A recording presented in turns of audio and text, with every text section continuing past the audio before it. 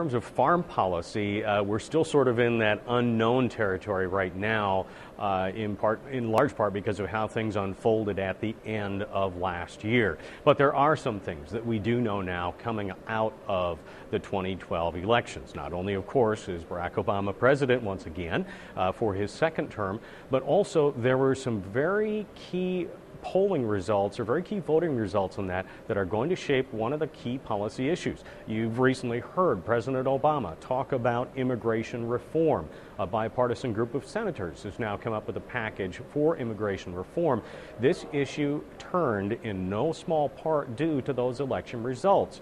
The minority votes for Mr. Obama were very significant.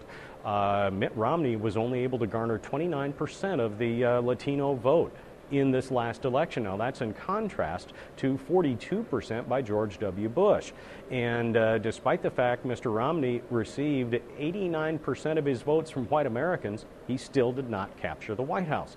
So this really sent a very clear signal, I think, to Washington that our electorate out there is becoming more diverse.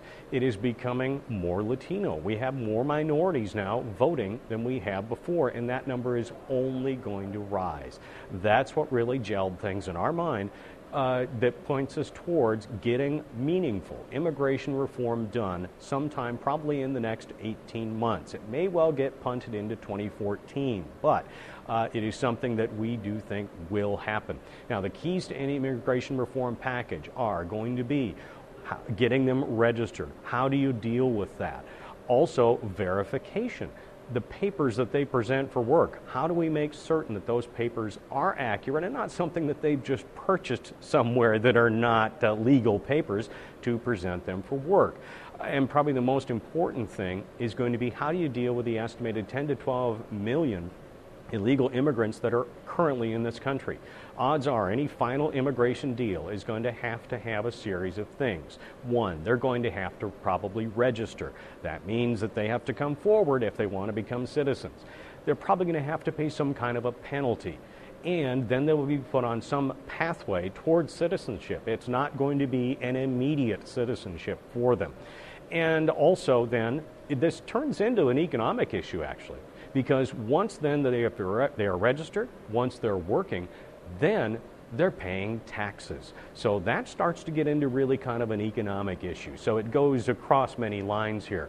Agriculture, of course, has a very important stake in this situation. It's estimated that some 60 to 70% of workers in agriculture are illegal aliens. So that's going to be a key in how this is dealt with. That H-2A issue, the ag visas, that's going to be also a very important matter to see shake out. But that is one of the things we definitely see happening. Now, the other aspect that we can see from what's happened with the elections is our electorate, again, is becoming more diverse, but that diversity is starting to really, I think, affect how things are unfolding in Washington.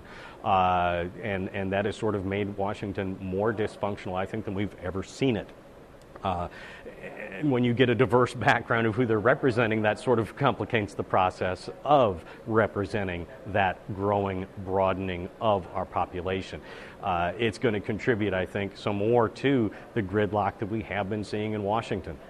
Now, we did, of course, avert the fiscal cliff that everybody was very concerned about at the end of the year. And what a lot of people are now realizing as they're opening their paychecks, they got a tax increase out of it because of that payroll tax that was removed. That 2% reduction that had been in place for the last 2 years was not continued. So the combination of raising taxes on those individuals making more than $400,000 and couples making more than $450,000 a year, their taxes do go up. But the net effect of everything that happened in that fiscal cliff package is some 75% of Americans are seeing higher taxes coming out of their paychecks as they get them. Now, what the fiscal cliff package did, of course, was deal with a lot of these tax issues. Key for agriculture, that estate tax. This is also a permanent fix, meaning we're not going to have to keep coming back and addressing this year after year after year or every few years. It's a permanent fix. The exemption was set at $5 million for 2011. That is indexed for inflation. That's why we had a $5.12 million exemption for 2012. For 2013, it's $5.25 million. And each year, that's going to be continued to be indexed by inflation. Now, the other change that happened on the estate tax side, in 2011, or that is in 2012, we had estate taxes set with a $5.12 million exemption and a 35% tax rate beyond that. What has happened as a result of that cliff package, that tax rate goes up to 40% for estates that go beyond $5.25 million in 2013. Now, of course, for us, in a case of couples, that's actually doubled. So that gives you some idea, but at least now we know the rules, so we don't have these anxious times as the year end closes. Another thing important for agriculture, the Section 179 expensing. The limit on that is raised retroactively for 2012 to $500,000. And that is in place for 2013. Now, that's going to go away in 2014. So remember, as you're putting together your taxes for 2012, try to think of things that you may have invested in that would fall under this Section 179 side. Also, the bonus depreciation continues for another year. So those are a couple, I think, agriculture-related tax policies that folks need to be aware of out of that fiscal cliff package. Now, as January 2, there was supposed to be a series of sequester or across-the-board cuts take place, about $109 billion worth, half for defense, half in non-defense areas. Those cuts are punted down the road to March 1.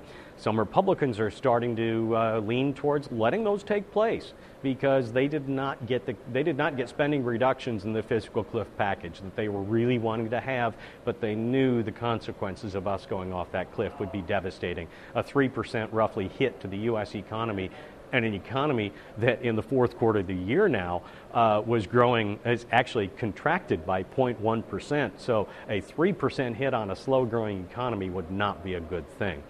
That March 1 deadline, though, still looms out there. Another deadline or another mini cliff that we've got coming up. The way the government's funded right now is on what's called a continuing resolution that keeps things going at 2012 spending levels with a few changes here and there. That only goes through March 27. So we arrive at March 27, no agreement, the government would shut down.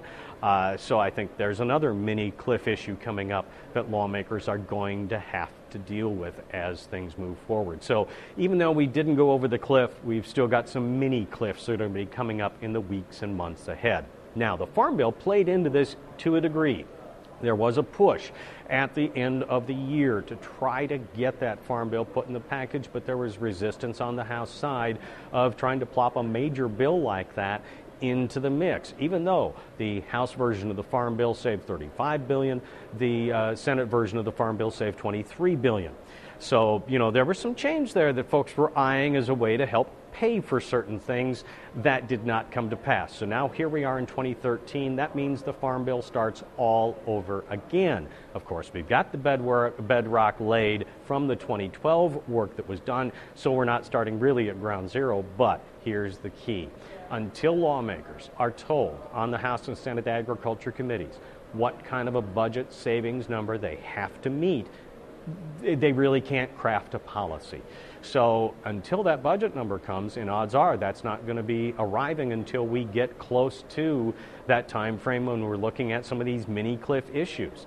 That's going to be a real key. Once they get that number, then they can start putting pen to paper and getting that policy set for a Farm Bill and try to get it done yet this year. Equity is going to be the key when you start hearing people talk about the Farm Bill. House Ag Committee Chairman Frank Lucas has made that very clear. The Republican from Oklahoma wants the Farm Bill to be, beneficial to everyone across the country, not just the way that the Senate Farm Bill that some people viewed it was really favoring a lot of corn and soybean producers and northern plains producers at the expense of the southerners. Now there's another wrinkle here in that Thad Cochran, the Republican from Mississippi, has taken over the reins of being the lead Republican on the Senate Agriculture Committee. Now his Mississippi roots are going to be very handy to him as he works then on this next Farm Bill that will elevate the focus and elevate the issues relative to southern crops as the Senate Agriculture Committee puts their plan together. Then we've got dairy out there. Very controversial dairy plan that was in both the House and Senate farm bills involving voluntary supply controls. Supply controls are something that usually puts the hair on the back of people's necks up just a little bit because agriculture's interest has long been in getting the government out of the business of farming. So they've got some convincing to do, in particular with one key lawmaker, House Speaker John Boehner. He does not like the provisions that were put forth in that farm bill, in large part because of that supply control. He's of the view government is not the one to decide how farmers should farm. He thinks farmers ought to be the ones doing it. And oftentimes I think that's probably the right answer. Another program that's going to be a big focus in the farm bill, crop insurance. That's going to be a major program that a lot of lawmakers like and a lot of farmers like. It's a very lucrative tool for them to use. Payouts for 2012 crops exceeded $13 billion in late January. That's a record amount paid out by the government.